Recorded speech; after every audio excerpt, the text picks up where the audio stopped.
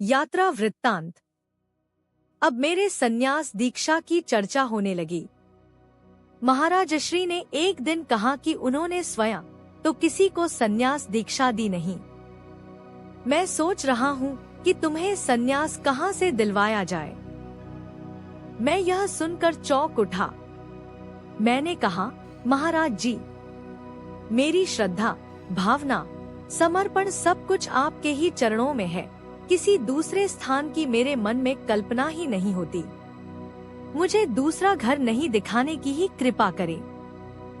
आपके चरणों में ही आनंदित हूँ। महाराज श्री ने कहा कि तुम फिर वही भूल कर रहे हो।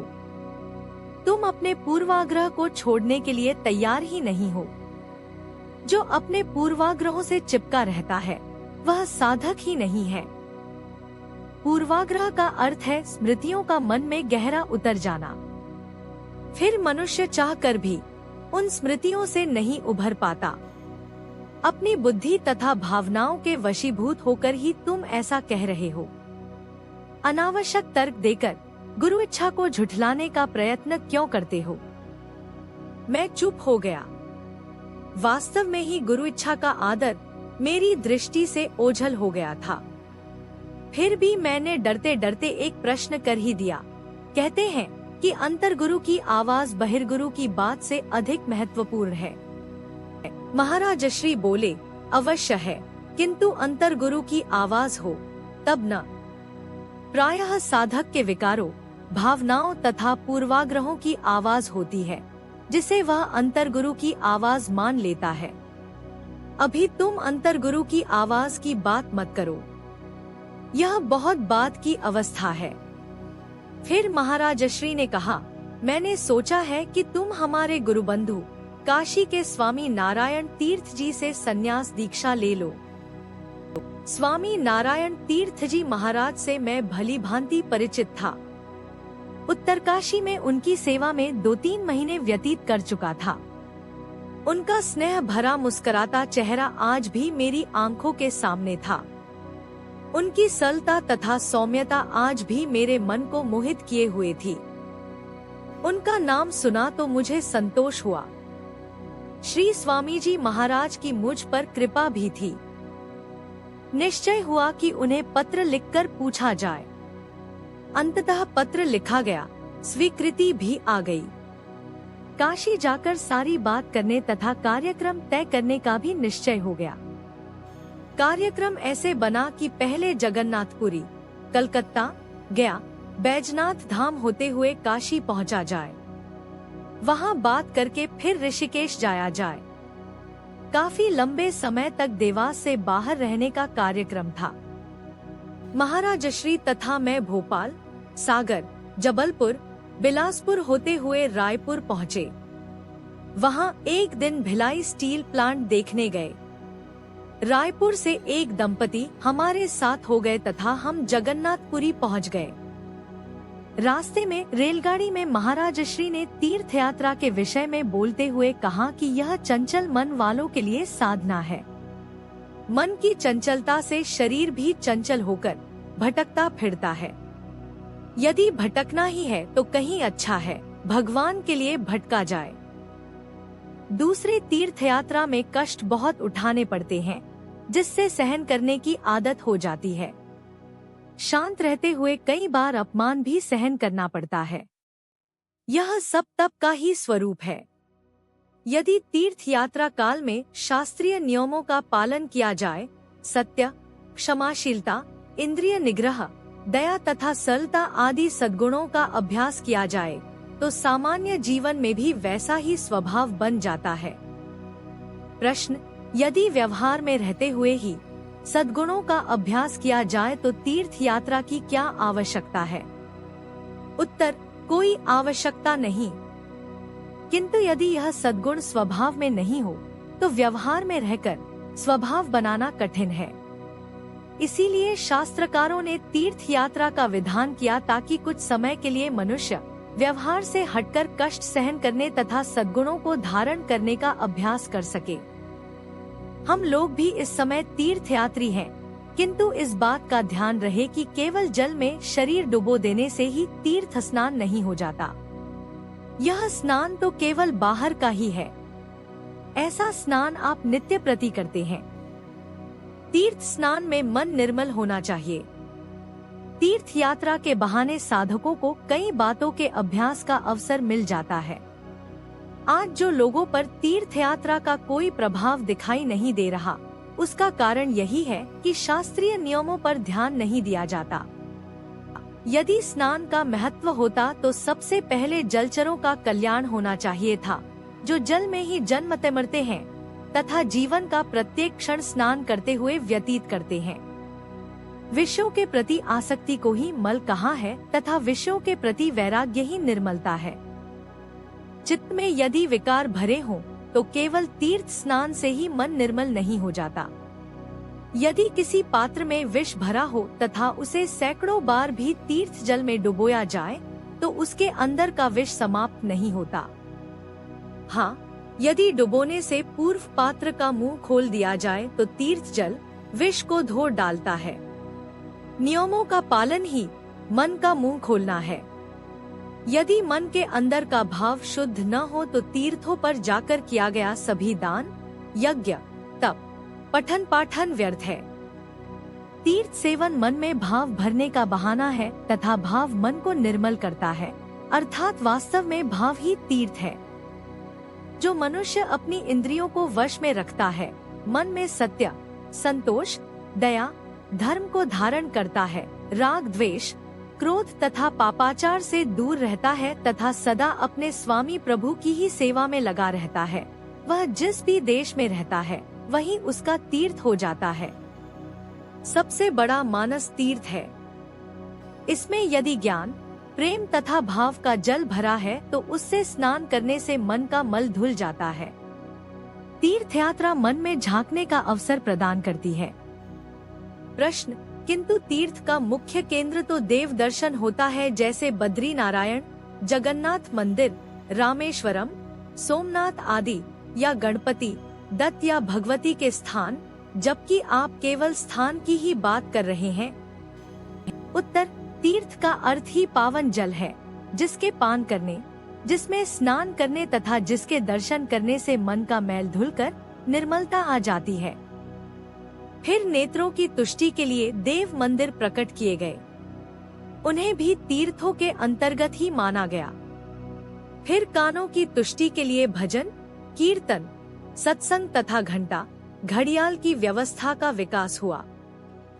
यह सब तीर्थ रूप ही है, क्योंकि सब निर्मलता का कारण है, किंतु उपरोक्त निर्मलता वही प्राप्त कर पाता है जिसके मन में भाव हो। वास्तविक तीर्थ, देव दर्शन, सत्संग तथा घंटा घड़ियाल सब अंतर में है। हम लोग जगन्नाथपुरी पहुंच गए थे। किसी सज्जन के द्वारा वहां ठहरने के लिए एक मकान की व्यवस्था कर दी गई थी, जो आदि शंकराचार्य द्वारा स्थापित गोवर्धन मठ के एकदम समीप था। दूसरे दिन पहले स्वर्गद्वार जाकर समुद्र स्नान किया, फिर जगन्नाथ जी के मंदिर के दर्शन करने गए। समुद्र से मंदिर 1.5 मील होगा। सड़क के दोनों ओर भीख मांगने वाले जमे थे। इतने भिखमंगे एक साथ अन्यत्र मैंने कहीं नहीं देखे। रास्ते भर भीड़ इतनी थी कि चलना कठिन था। मंदिर में पंडों की भरमार थी। महाराज श्री जगन्नाथ जी के मंदिर के विषय में बतला रहे थे। किसी समय मालव प्रदेश में महाराज इंद्रद्युम्न का राज था। उसने सुना कि उत्कल प्रदेश में कहीं पर श्री नील माधव भगवान की प्रतिमा है, जिसे देवगण भी आकर पूजते हैं। उन्होंने स्थान की खोजबीन आरंभ की तथा उन्हें मिल भी गया, किंतु उनके पहुंचने से पूर्व ही देवगण उस प्रतिमा को लेकर स्वर्ग जा चुके थे। तब आकाशवाणी हुई अथवा राजा को अंतर से ऐसा प्रतीत हुआ कि अब काष्ठ रूप में भगवान के दर्शन होंगे। महाराज इंद्रद्युम्न को वह स्थान मन भा गया। नीलांचल पर्वत, जहाँ पर नील माधव भगवान की प्रतिमा स्थापित थी, के पास ही रहने लगे। एक दिन उन्होंने देखा कि समुद्र में काष्ठ का एक बड़ा भारी लठ तैर रहा है। उन्होंने उसे निकलवा कर मूर्ति बनवाने का निश्चय किया। एक कारीगर भी मिल गया। कारीगर ने प्रतिमा बनाना मान तो लिया, किंतु यह भी कह दिया कि जब तक वह प्रतिमा पूरी करके सूचित नहीं करे तब तक न कोई घर में प्रवेश करे न ही द्वार खोला जाए। कारीगर ने लट्ठा साथ लेकर अपने आप को एक मकान में बंद कर लिया। कई दिन बीत जाने पर भी जब कारीगर से कोई सूचना प्राप्त नहीं हुई तो रानी को कारीगर की चिंता सताने लगी। उसने राजा से आग्रह किया कि क्या पता कि उस कारीगर का क्या हुआ। इतने दिनों तक क्या कोई बिना खाए पिए जीवित रह सकता है? राजा के आदेश से दरवाजा तोड़ा गया। अंदर जाकर देखा तो भगवान जगन्नाथ, सुभद्रा तथा बलराम जी की अधूरी प्रतिमाएं रखी थी। उन्हें ही उसी अधूरी दशा में ही स्थापित कर दिया गया। कारीगर का कुछ पता नहीं था। यह तो हुई मंदिर की पृष्ठभूमि में प्रचलित कथा, किंतु मैं इन अपूर्ण प्रतिमाओं को जगत के लिए एक संदेश के रूप में देखता हूँ। 1. सर्वप्रथम तो साधक का धैर्य टूट जाता है। उसे कई प्रकार की चिंताएं सताने लगती हैं। उसे प्रभु के दर्शन की शीघ्रता भी होती है। परिणाम होता है पूर्णत्वहीन दर्शन। 2. जगत के अन्य मंदिरों में स्थापित प्रतिमाएं चाहे कितनी भी सुशोभित क्यों न हो, किंतु हैं सब अपूर्ण ही, क्योंकि भगवान के गुणों तथा स्वरूप को कोई भी कलाकार पूरी तरह मूर्ति में उतार ही नहीं सकता। जगत के सभी साधन अनित्य हैं। उनके आधार पर नित्य की कल्पना को कैसे साकार किया जा सकता है? मनुष्य मन बुद्धि के आधार पर कितनी भी ऊंची उड़ान भर ले, किंतु उस तक नहीं पहुंच सकता। हाँ, प्रतिमा ईश्वर प्राप्ति का यत्न करने में आधार अवश्य बन सकती है। वह आधार कोई कल्पना, मूर्ति, पुस्तक, पर्वत, नदी, चंद्र, सूर्य कुछ भी हो सकता है। दर्शन तथा पूजन के पश्चात हम लोग अपने स्थान पर लौट आए। महाराज श्री कोई 15 दिन पुरी में ठहरे। समुद्र स्नान तथा जगन्नाथ जी के दर्शन नित्य का कार्यक्रम था। एक दिन गोवर्धन मठ भी पधारे। स्वामी निरंजन देव तीर्थ महाराज उन दिनों यहाँ के शंकराचार्य थे। इसी मठ से स्वामी शंकर पुरुषोत्तम तीर्थ महाराज ने तत्कालीन शंकराचार्य स्वामी भारती कृष्ण तीर्थ महाराज से संन्यास ग्रहण किया था। शंकराचार्य ने महाराज श्री को स्वामी भारती कृष्ण तीर्थ महाराज के अमेरिका में दिए गए भाषणों की एक प्रति भेंट की। अब तो भारत में 2-1 सूर्य मंदिर और भी बन चुके हैं, किंतु उस समय मेरी जानकारी में शायद ही दूसरा कोई सूर्य मंदिर था जो पुरी से सड़क मार्ग से 55 मील दूर स्थित है तथा कोणार्क के नाम से प्रसिद्ध है। एक मोटर गाड़ी की व्यवस्था करके हम लोग कोणार्क पहुँचे। मंदिर चारों ओर बनी एक दीवार के बीचों बीच थोड़ी नीचाई पर है। बीच में सूर्यदेव का विशाल मंदिर है जो रथ के आकार में बना हुआ है। रथ के पहिए भी है, साथ ही घोड़े तथा सारथी का स्थान भी है। पहले मंदिर की ऊंचाई काफी थी, किंतु शिखर टूट चुका है। अब मूल मंदिर नहीं है, केवल सामने के मंडप का कुछ भाग ही खड़ा है। जिस समय हम गए थे उस समय मंदिर के अंदर दीवारों पर खुदी मूर्तियों की सुरक्षा के लिए मंदिर में पत्थर भरकर उसे बंद किया हुआ था। महाराज श्री के ब्रह्मलीन हो जाने के पश्चात जब मैं दूसरी बार वहां गया तो उस अंदर के पत्थर को निकालने का काम चल रहा था। मंदिर काफी टूट फूट चुका है, पर जो भी कुछ बाकी है वह भी खूब है। कोणार्क में जो एक बात हमें समझ नहीं आई वह यह थी कि मंदिर में भरपूर अश्लील मूर्तियां बनी हुई थी, जैसे मंदिर में अश्लीलता नाच रही हो। मंदिर में भला इसका क्या काम? ऐसी मूर्तियां और भी कुछ मंदिरों में देखने को मिली।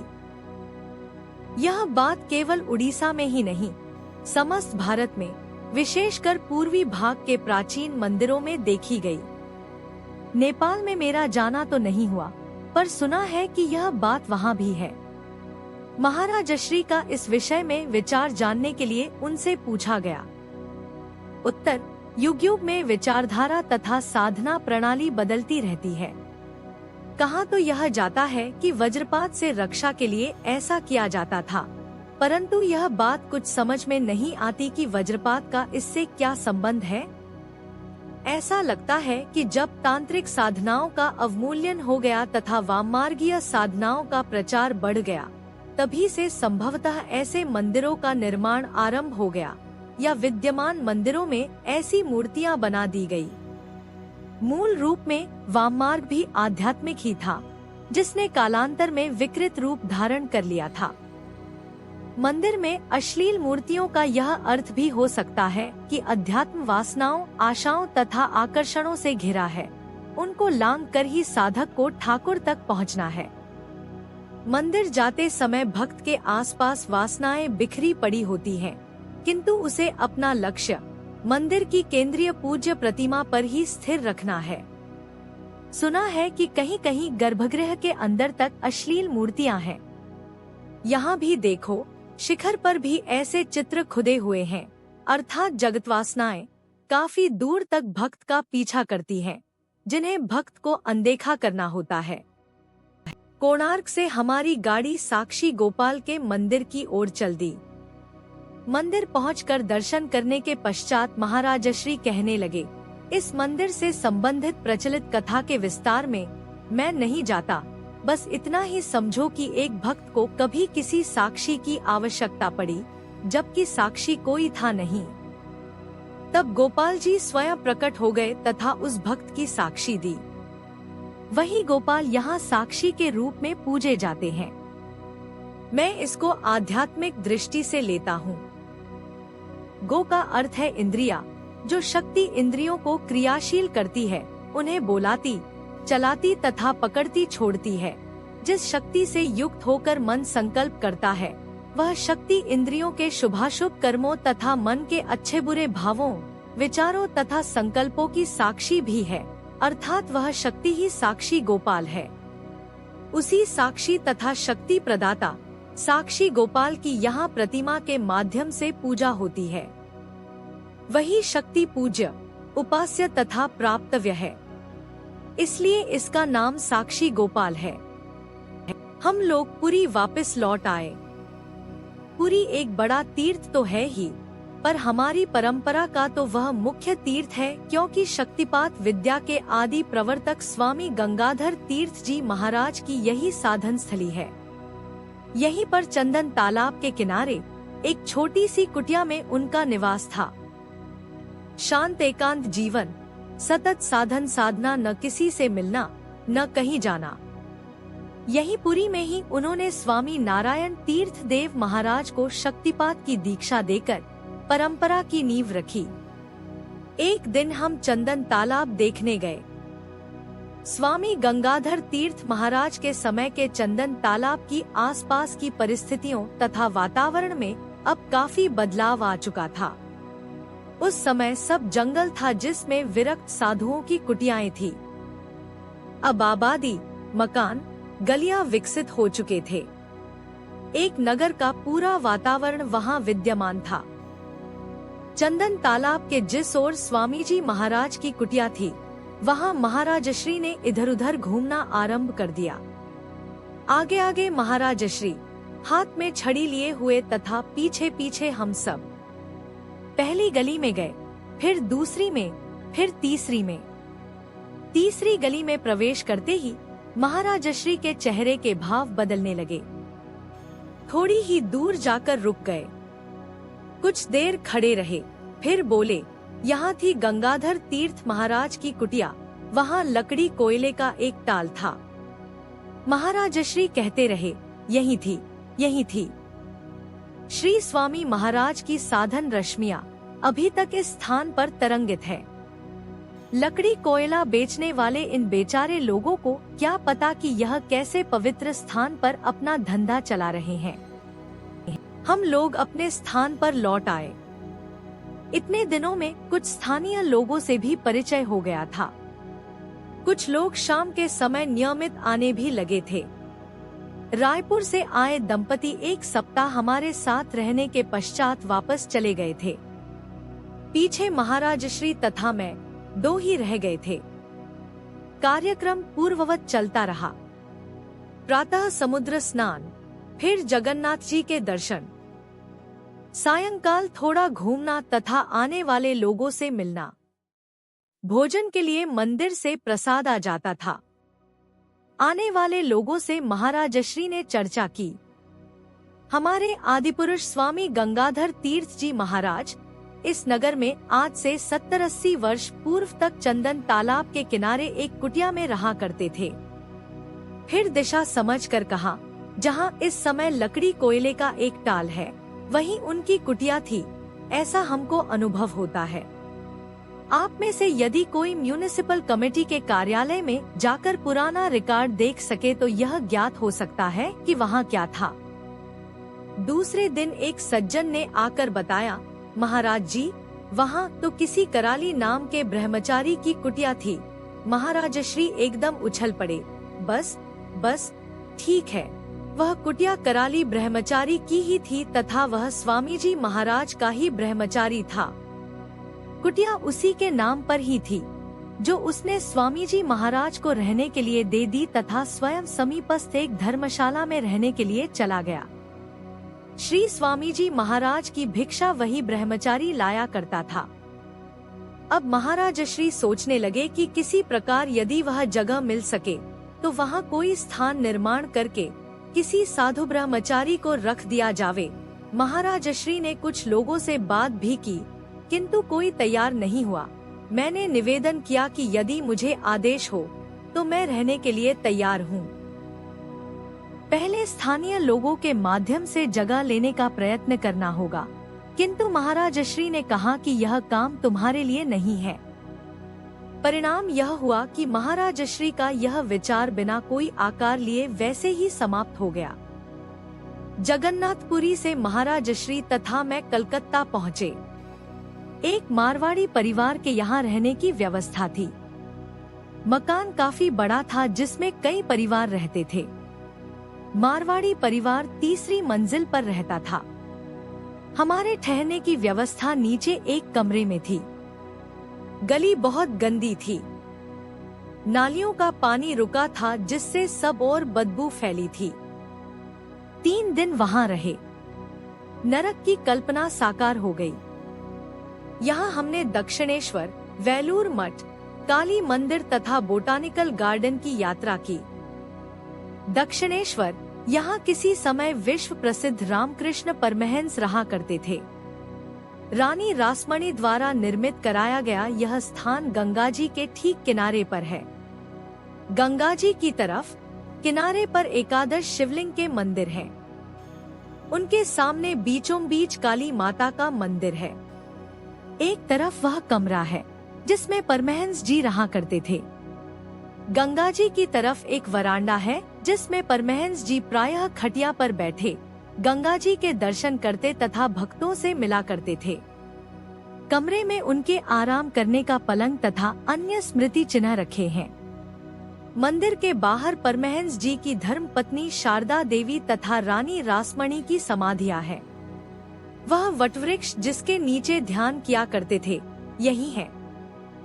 महाराजश्री बोले, जिस स्थान पर महापुरुष निवास करते हैं उस स्थान पर दीर्घकाल तक अध्यात्म रश्मियां साधकों मुमुक्षुओं को आकर्षित करती रहती हैं। परमहंस जी के निवास ने इस स्थान को भी तीर्थ बना दिया है। यहीं बैठकर उन्होंने आत्मिक प्रकाश का प्रसार किया, जिससे सारा जगत आज जगमगा रहा है। रामकृष्ण परमहंस को हम शक्तिपात का आचार्य मानते हैं। जो अनुभव उन्होंने विवेकानंद जी तथा अन्य शिष्यों को करवाए वह शक्तिपात नहीं तो क्या है। उन्होंने उदारता तथा क्षमाशीलता का अनुभवात्मक संदेश दिया। वह भक्ति, ज्ञान, योग के मूर्तिमान स्वरूप थे। दूसरे दिन हम वेलूर मठ देखने गए जो कि स्वामी विवेकानंद जी द्वारा स्थापित तथा ठीक गंगा जी के किनारे स्थित है। रामकृष्ण परमहंस जी का भव्य मंदिर तथा स्वामी विवेकानंद जी की समाधि है। रामकृष्ण मिशन का मुख्यालय है। मैंने पूछा कि रामकृष्ण परमहंस तथा स्वामी विवेकानंद जी में क्या अंतर है। महाराजश्री ने कहा, दोनों में तुलना करना ठीक नहीं। गुरु शिष्य दोनों खूब थे, दोनों का अपना अपना रंग था। वैसे स्वामी विवेकानंद जी ने स्वयं कहा है कि मैं जिस समुद्र के किनारे खड़ा लहरें ही गिन रहा था, वहीं मेरे गुरुदेव परमहंस जी समुद्र की गहराइयों में डुबकी लगा रहे थे। हमारा अगला दर्शनीय स्थल बोटानिकल गार्डन था, जहां पेड़ पौधों का विशाल भंडार संग्रहित था, किंतु वह हमारा विषय नहीं था। हमारी रुचि तो केवल एक वटवृक्ष देखने तक सीमित थी। यह वृक्ष अकेले ही एक जंगल का दृश्य समेटे हुए था। उस समय उसके 1350 से अधिक तने थे। उसकी जड़ें, जिसे वटवृक्ष की दाढ़ी कहा जाता है, टहनियों से लटककर जमीन में घुसती तथा एक नए वृक्ष का रूप लेती जाती हैं। किंतु यह सभी पेड़ एक दूसरे से जुड़े होते हैं। इस समय उसके कितने तने हैं, पता नहीं।